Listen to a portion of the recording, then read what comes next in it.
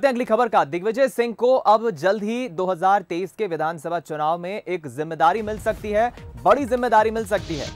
Press conference में दिग्विजय सिंह ने कुछ इस तरह के संकेत दिए हैं। दिग्विजय सिंह का कहना है कि 2018 में मैंने संगत में पंगत की थी, तब पूरी कांग्रेस को एक करने के लिए मैंने प्रयास किए थे और एक बार फिर मैं प्रयास करूंगा, मैं एक बार फिर निकलूंगा, इस दशहरे के बाद प्रदेश के दौरे पर निकलूंगा।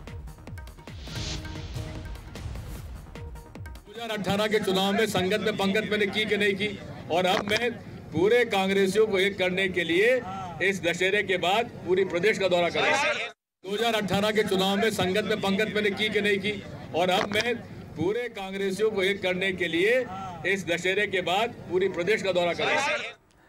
चलिए हम रुक करेंगे। एग्जीक्यूटिव एडिटर मनोज सैनी जी का इस खबर पर हमारे साथ बातचीत करने के लिए जुड़ गए हैं। मनोज जी, बीजेपी तो ये कहती है कि दिग्विजय सिंह कांग्रेस को बांटने का काम कर रहे हैं, तोड़ने का काम कर रहे हैं। हालांकि ये सवाल बीजेपी प्रवक्ता से पूछूं तो ज्यादा बेहतर होगा, लेकिन ये जो बड़ी जिम्मेदारी मिलने की तरफ इशारा दिग्विजय सिंह खुद कह रहे हैं, क्या भूमिका हो सकती है आगामी चुनाव में?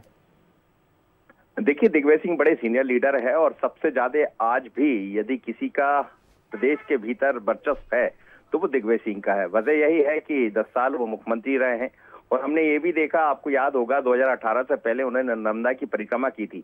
नर्मदा की परिक्रमा के पीछे भी शायद यही लक्ष्य रहा होगा कि कैसे कांग्रेस को एकजुट किया जाए। लगातार पैदल चले थे और जहां से वो गुजरे थे उस क्षेत्र में कांग्रेस को बढ़त भी मिली जब 2018 के चुनाव परिणाम सामने आए। संगत में पंगत शायद इसी को वो कह रहे हैं, और उसके बाद फिर एक बड़ी पंगत भी हुई जहां संगत इस बात को लेकर की थी कि तमाम लोग एक मंच पर आ जाए।